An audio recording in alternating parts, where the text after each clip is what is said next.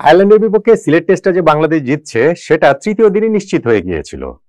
প্রশ্ন ছিল চতুর্থ দিনে কতটা সময়ের মধ্যে বাংলাদেশ জিততে পারে, কত তাড়াতাড়ি আয়ারল্যান্ডকে গুটিয়ে দিতে পারে, কিংবা আইরিশরা কতটা লড়াই করতে পারে।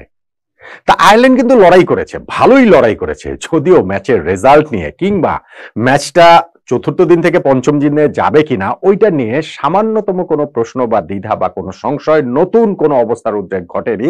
তারপরও আয়ারল্যান্ড আসলে তারা দাঁতে দাঁত চেপেই তুমুল লড়াই করেছে। সেই তুমুল লড়াই করার কারণেই যেই আয়ারল্যান্ড তৃতীয় দিন শেষ বিকেলে ৮৬ রানে ৫ উইকেট তাদের ছিল, এই চতুর্থ দিন তারা অল আউট হওয়ার আগে ২৫৪ রান করেছে। অর্থাৎ প্রথম ৫ উইকেটে ৮৬ রান করা দলটি আজকে এই চতুর্থ দিনে শেষ ৫ উইকেটে আরো ১৬৮ রান যোগ করেছে।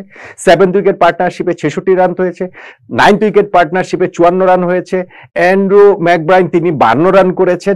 এই সবকিছু আয়ারল্যান্ডের লড়াইয়ের গল্প বলে, কিন্তু বাংলাদেশের জয়টা আসলে নিশ্চিত ছিল, সময়ের ব্যাপার ছিল। ফাইনালি গিয়ে প্রথম সেশন পেরিয়ে লাঞ্চের পরে এরপরে গিয়ে হচ্ছে কি যে আয়ারল্যান্ডকে বাংলাদেশ অল আউট করে দিয়ে ম্যাচটা জিতে নিল ইনিংস ও ৪৭ রানে। দ্বিতীয় টেস্টটা বাংলাদেশ শুরু করবে নিঃসন্দেহে অনেক কনফিডেন্স দিয়ে, এবং চতুর্থ দিনে যে গেল সিলেট টেস্ট, ঢাকা টেস্টটাও নিশ্চয়ই 4 দিনের মধ্যেই শেষ হয়ে যাবে, অন্তত প্রত্যাশার জায়গা এমন, কেননা পঞ্চম দিনে তো আবার বিপিএল এর নিলামটা রাখা হয়েছে। তাহলে সিলেট টেস্টে যে শেষ হয়ে গেল এই শেষ দিনটাতে ম্যাচের, তাতে মোমেন্ট অফ দ্য ডে কোনটা, আর যদি পুরো ম্যাচে টেস্ট ম্যাচে যদি হিসাব করি তাতেই বা আসলে টার্নিং পয়েন্ট কোনটা, আমার সঙ্গে আপনি একটু মিলিয়ে নিতে পারেন। আয়ারল্যান্ডের লড়াইয়ের কথা বলছিলাম, আজকের দিনটাতে একটা বড় টকিং পয়েন্ট হতে পারে হচ্ছে গিয়ে যে আম্পায়ারদের সিদ্ধান্ত, আম্পায়ারদের এই ডিআরএস দেওয়া, আম্পায়ার কল, ব্লা ব্লা ব্লা, এইগুলো আসলে এতবার এই দুই দলেরই, আয়ারল্যান্ড বলুন বাংলাদেশ বলুন, তারা আম্পায়ারের সিদ্ধান্তকে চ্যালেঞ্জ জানিয়েছে এবং চ্যালেঞ্জ জানিয়ে জিতেছে। বিভিন্ন সময় আম্পায়ার কল টিকেছে, আম্পায়ার কলে টেকেনি, মানে এরকম অনেকগুলো ঘটনাই আসলে ঘটে গিয়েছে। আয়ারল্যান্ডের লড়াইয়ের কথা বলছিলাম যে তারা এই শুরুতে হচ্ছে গিয়ে আমরা এইখানটাতে হচ্ছে হামফের উইকেটটা তুলে নিয়েছে তাইজুল ইসলাম, তাকে পুল করতে গিয়ে স্কোয়ার লেগ বাউন্ডারিতে তিনি ক্যাচ দিয়েছেন।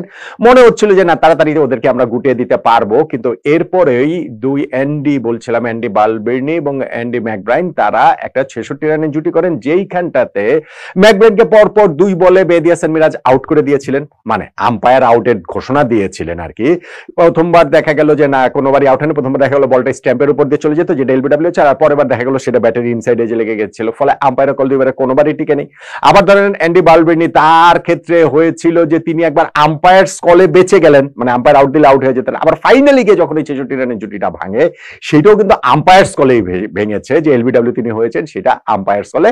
সো লাঞ্চের আগে বাংলাদেশ ওই আরো একটা উইকেট তুলে নিতে পারে, ১৯৮ 7 উইকেট নিয়ে আয়ারল্যান্ড লাঞ্চে যায়। লাঞ্চের পর প্রথম ওভারটাতেই অ্যান্ড্রু ম্যাকব্রাইন, যাকে তিনি 50 করেছিলেন, ৫২ রান করা, তিনি একটা পুল করতে গেলেন নাহিদ রানাকে, এবং শর্ট মিড উইকেটে দাঁড়িয়ে হাসান মুরাদ সেই ক্যাচটি নিয়ে নিলেন। আয়ারল্যান্ডের শেষ প্রতিরোধ শেষ হয়ে গেল এরকম মনে হয়েছিল, কিন্তু কিসের কি, তারা 9th উইকেটে আরো একটা পার্টনারশিপ করে ফেলে 50+ রানের, ৫৪ রানের জুটি। সেই ৫৪ রানের জুটি ভেঙে শেষে গিয়ে খেলাটা শেষ হয়ে যায় তাড়াতাড়ি। ওইখানটাতে তাইজুল, হাসান মুরাদ তারা শেষ দুটো উইকেট তুলে নিলে, ইনফ্যাক্ট লাস্ট উইকেটটা যে গিয়েছে সেইটাতে লিটন দাস ক্যাচ ধরেছিলেন, আম্পায়ার আউট দেন নাই, কট বিহাইন্ড এর অ্যাপিলে বাংলাদেশ ডিআরএস নিয়েছে, এবং ডিআরএস দিয়ে দেখা গিয়েছে যে না, ব্যাটসম্যানের ওইটা এজ হয়েছে, ফলে ওই আম্পায়ার্স কল, ডিআরএস, এই সব কিছুর মাধ্যমে ম্যাচের শেষটাও আসলে ওই রকম ভাবে হলো। ২৫৪ রানে আয়ারল্যান্ড অল আউট হয়ে যায়, যেইখানটাতে বাংলাদেশের এই সেকেন্ড ইনিংসে বোলারদের মধ্যে ডেবুট্যান্ট হাসান মুরাদ তিনি 4 উইকেট পেয়েছেন, তাইজুল 3 উইকেট, নাহিদ রানা 2 উইকেট রয়েছে।